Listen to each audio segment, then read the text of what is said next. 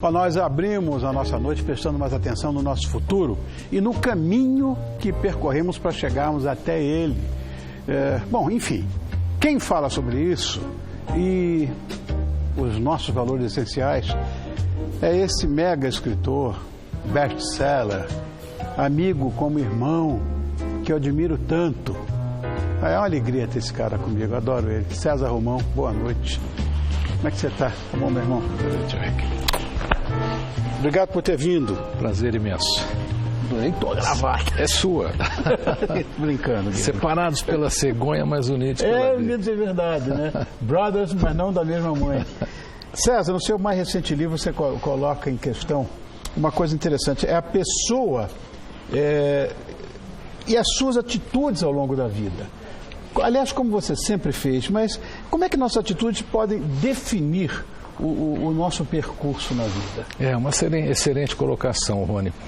Aliás, é uma colocação que me fazem muito. Você sabe disso, hoje eu tenho livros de 51 países, inclusive na Rússia são 8 títulos. Na Rússia, Itália são 9. Você está insuportável. Então, eu converso com pessoas de 51 países hoje e as pessoas de lá têm os mesmos problemas que nós aqui e discutem os mesmos temas. Inclusive os meus alunos do treinamento para a formação de palestrante, que são CEOs, executivos, esportistas que querem fazer palestra. Há muitos anos eu treino pessoas para realizarem palestras. Uma das coisas que essas pessoas mais pensam é justamente isso, o futuro. E o futuro hoje, ele não é mais passível de previsão. Ele precisa ser construído. É o que você investe nele.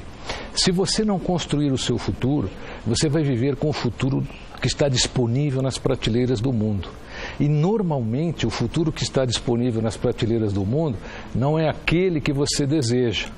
E uma das maneiras de você não colher o futuro que está nas prateleiras do mundo é acreditar que o sim do seu coração vale mais do que o não do mundo. Eu tenho certeza que quando você começou a sua carreira, alguém disse não para você, mas você seguiu o seu coração. Imagine se não tivesse seguido, o quanto a música teria perdido. Isso é burro, amigo não vale.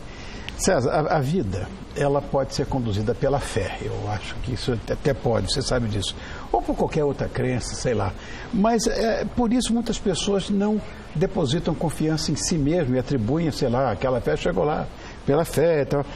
Porque precisa ter responsabilidade de viver em si próprias. Essa é a minha visão. Como é que você pode se desvincular das suas próprias decisões? A fé não é uma terceirização daquilo que você deve fazer. Bom. É muito importante você entender isso. Deus pode agir por nós, mas Ele precisa das nossas mãos para dar o nó na corda. E para isto, Ele nos dá competência, livre-arbítrio, inteligência. Então é muito importante que você conte as suas dádivas e, claro, mantenha a sua fé, porque a sua fé é o telefone de Deus, quer dizer, é o contato que você vai ter para estar sempre com uma intuição no caminho do seu futuro. Agora, você não deve terceirizar, quer dizer, Deus resolve isso para mim. Você tem que, quando o problema é grande, é porque nós somos pequenos ainda para resolvê-lo. Então nós precisamos ainda desenvolver competências para resolver aquele problema quando nós achamos que ele é grande. Olha, o método proposto em seu livro é baseado em alguns princípios que tornam a pessoa capaz de traçar a sua vida. Eu só queria saber quais são eles, se você puder me dizer, e de que maneira eles são definidos. Rony, todo o nosso procedimento de vida, eu digo que ele é baseado em 2 colunas. A coluna dos valores e a coluna dos princípios. Todas as pessoas têm que um dia parar na sua vida e fazer a sua coluna dos valores e a sua coluna dos princípios. O que são os valores? Você vai relacionar ali tudo aquilo pelo qual você daria a sua vida, o qual você protegeria com a sua vida. E os princípios é a maneira com a qual você irá viver para que nunca nenhum dos seus valores seja atingido. Então, por exemplo, a sua esposa é um valor para você. Você não pode chegar em casa e quebrar um cabo de vassoura nela, tá certo? O seu filho é um valor. Você não pode chegar em casa e armar um pampeiro com o seu filho. Porque tudo que você olhar na vida, você vai ver que as pessoas que escorregaram no seu futuro, elas quebraram essa balança. Elas deixaram os seus valores serem atingidos. E quando isso acontece, nós nos desequilibramos. E você sabe muito bem disso, né? O melhor caminho é sempre o do meio. Sem dúvida. Agora, muitas vezes, o que impede uma pessoa de seguir em frente é ter passado por uma situação muito complicada. O ser humano é desistente na maioria das vezes, né? Como é que a gente pode lidar com esse tipo de sentimento? Nós temos uma deficiência genética, nós somos mamíferos. Todo mamífero, ele é altamente condicionável. Os elefantes na África, por exemplo, fazem todo o percurso durante quase toda a vida entre a comida e a água. Quando um sai daquela rota, morre de fome ou morre de sede. Então, a nossa genética mamífera, ela é condicionável. É uma coisa que a gente tem que entender e tem que lutar contra isso. A pessoa passa por algum problema, então ela se condiciona e acha que aquilo é o fim.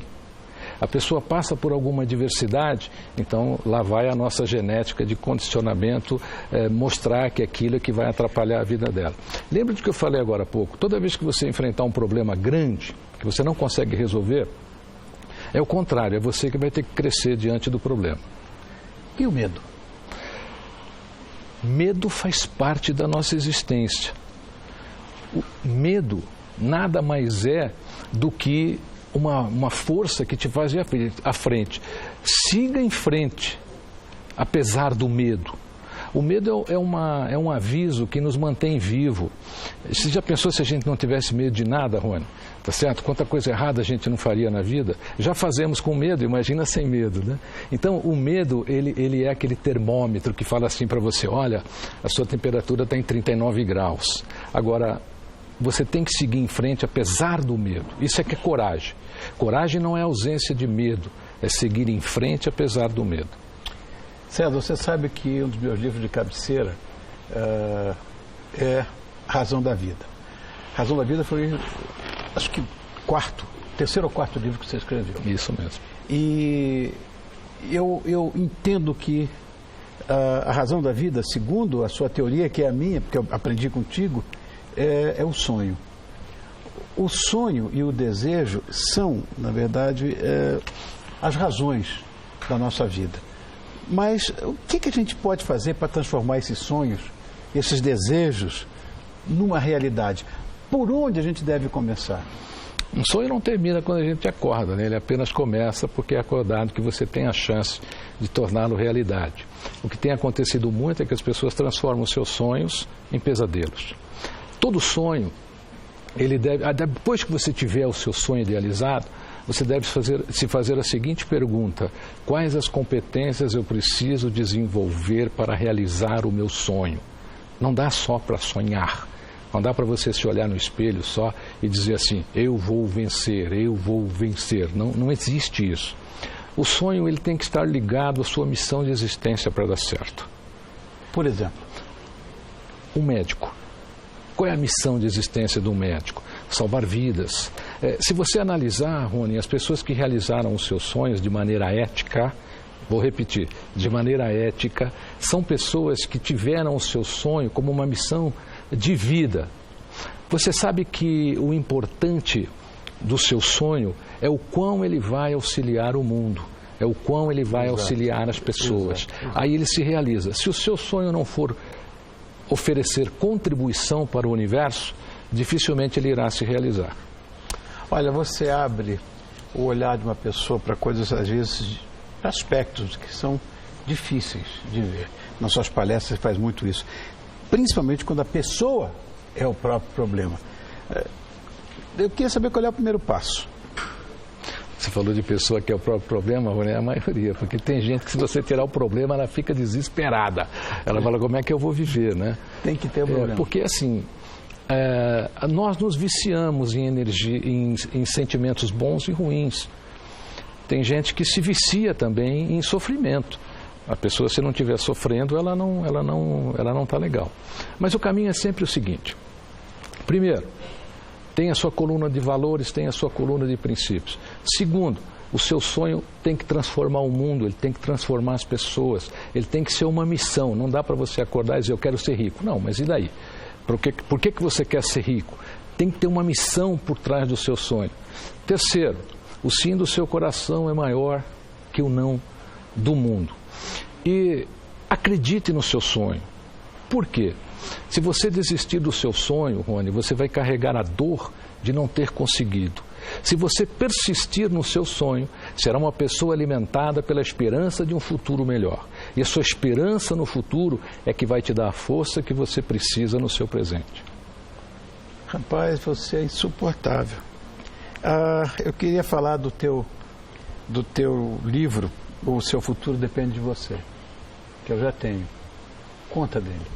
Olha, é um livro que é super atual, né, em relação ao tema. Olha como ele está bonita a capa dele. Bonita. Por que, gente? Por que esse trilho? Por que aí? pensar no... É porque o trilho simboliza, né? Tudo que a gente pensa na vida. Fala, eu vou andar no trilho, eu vou ficar no trilho, eu vou seguir esse rumo. Por que discutir o futuro, Rony? Porque é lá que a gente vai viver, só por isso. Só por isso. Nós temos que aprender a discutir o nosso futuro, porque é lá que a gente vai viver. Amanhã você estará lá. Então é muito melhor você estar num lugar que você já planejou, que você já tem estratégias, do que entrar num lugar que você não sabe o que você vai encontrar.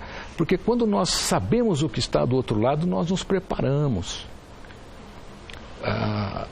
Toda pessoa que às vezes entra num universo e você sente que ela está despreparada, é porque ela não planejou. Ela não olhou um pouquinho, um dia lá, ou 2 dias, ou 3 dias, ou 4 dias. Então, pense no seu futuro, comece a avaliar o seu futuro, porque é lá que você vai estar amanhã. Isso já faz com que você tenha uma zona de conforto anterior. Ou seja, você sabendo, né, como pode... Porque você está construindo. Você falou da coluna do meio, quando você entrou aqui, né? Que era, na verdade... Isso, Siddhartha falava. Exatamente. Né? O caminho do meio. A última cidade. E essa história do caminho do meio. E ele também dizia que nós somos os construtores do nosso próprio destino, né? Eu concordo com você, César.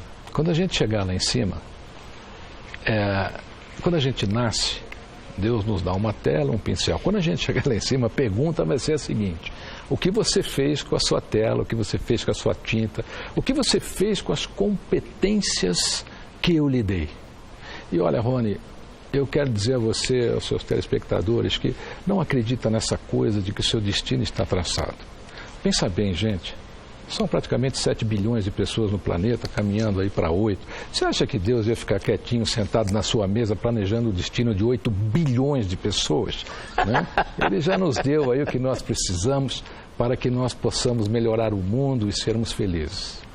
Irmão, muito obrigado por ter vindo. O seu futuro depende de você. Eu o recomendo porque eu sou leitor desse menino há muitos anos. Acabei de dizer, inclusive, que o meu livro de cabeceira é A Razão da Vida, que esse livro ainda está nas prateleiras. Todas, é um livro que faz muito sucesso, inclusive nesses países todos que eu citei. Não precisa ler em russo, tem em português também. Obrigado, meu irmão. Obrigado. César Romão, meu querido irmão. E esse livro que você viu agora, que é O Seu Futuro Depende de Você. Siga nesse trilho, ele tem razão. Obrigado, irmão. Obrigado, beijo pra você. Querido. Obrigado. Um beijo na Thaís. Será dado. Então tá. Daqui a pouquinho.